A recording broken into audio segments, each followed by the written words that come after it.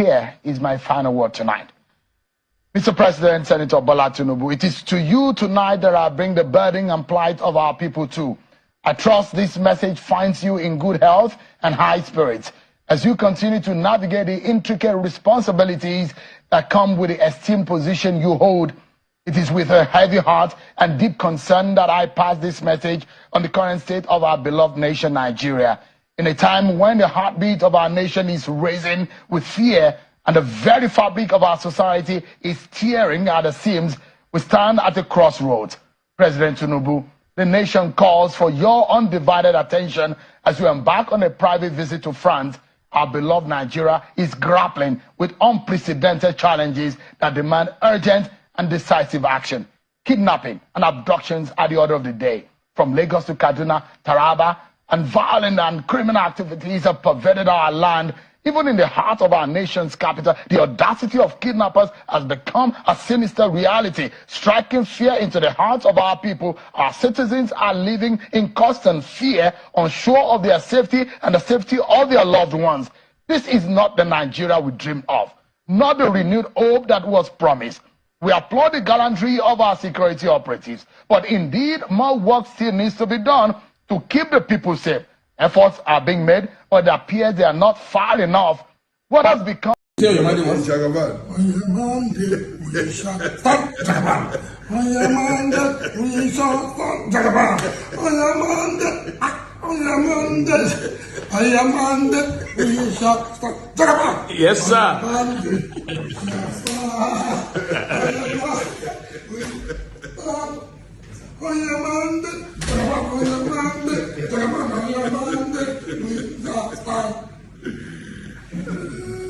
In the Chief of Staff's office. Well done. Very nice. I'm glad to see this. Just so you know, fuel is 1,250, which means on your mandate you have to stand. On your leg, you have to walk. Get ready. All of you who do not like walking, go and get this and get trainers so that you can walk. We have gone back to the 18th century. Come on, whether I don't even know. That's why we have gone back to electricity. Twice we have increased it this year. February never even reached half. We have increased it twice. Fuel 1,250. Diesel 170. On the elbow. Bread is almost 3,000. As for Gary, we are improving. We are doing very well. We are doing well. The mommy was and daddy was. Especially the ones with plenty children. I don't know how you will manage it, but you will manage. So that's what they say we should. They say we should suffer. That we have to suffer. The suffer has to reach climax before it will be soft. Welcome to suffer. And I never say anything. Some of us we have stayed in this journey. So we are not worried about it. Now, hey, Gen Z, Gen, every Gen. No worry. When you go to the shop, see, import duties is now 1,450 US dollars. Hey, from 900. See increase. Hey, after now, you have not put anything in place.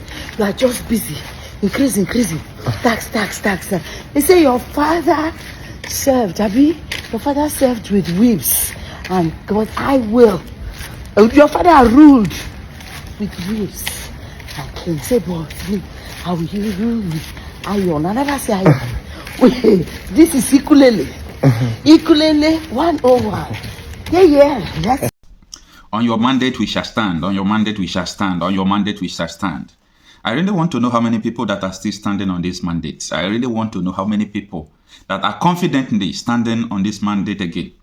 You see, most of the things these people are doing, they are doing it with greed because they just want to remain politically relevant. They just want to remain somebody. They want just to remain relevant in this political space. They don't want to lose anything.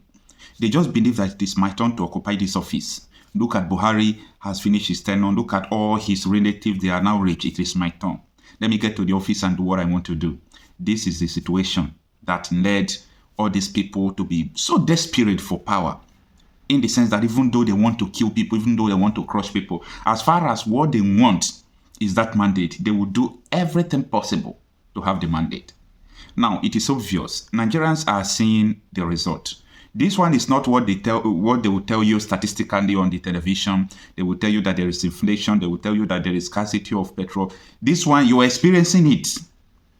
This is a practical thing. So, I really want to see how many Nigerians that will still stand on this mandate till 2027.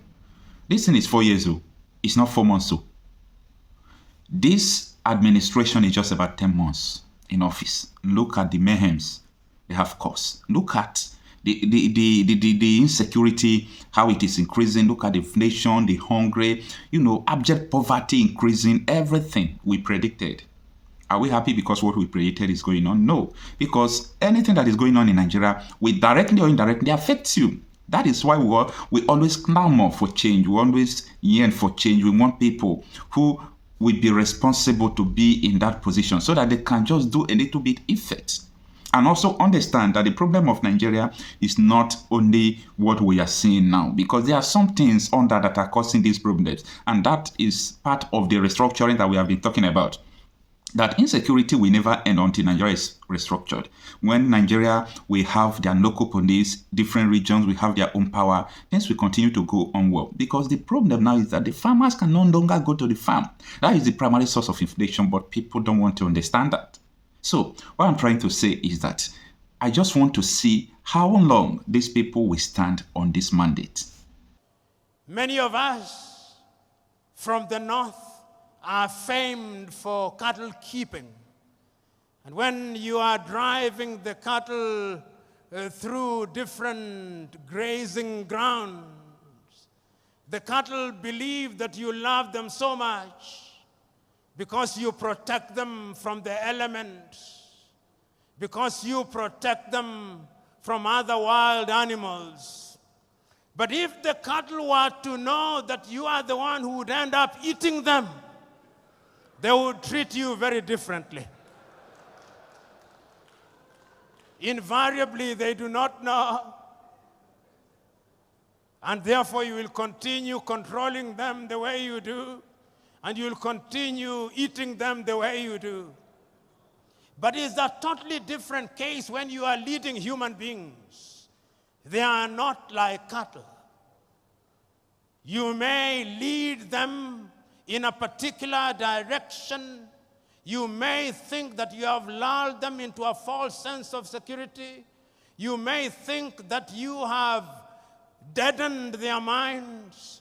But always remember that one day, if you don't do that which is good and right for your fellow men, there is a day of reckoning. There is a day of reckoning, and history has demonstrated that it can come in the twinkling of an eye. History has demonstrated that kings have been toppled. History has demonstrated that presidents have been removed. History has demonstrated that great men have been cut down. History has demonstrated that men can rise when they are misled. History has demonstrated that men are indeed capable of rising up. You know, I always read these words of the American Declaration of Independence because I love them. They apply to humanity. Before America became what it is, they had enlightened men. We hold these truths to be self-evident, that all men are born equal, that they are endowed by their Creator with certain unalienable right, that among those are life, liberty, and the pursuit of happiness. And it is for this reason that governments are instituted amongst men. And that when those governments fail to perform, it is the duty of those people to rise up and to remove such governments.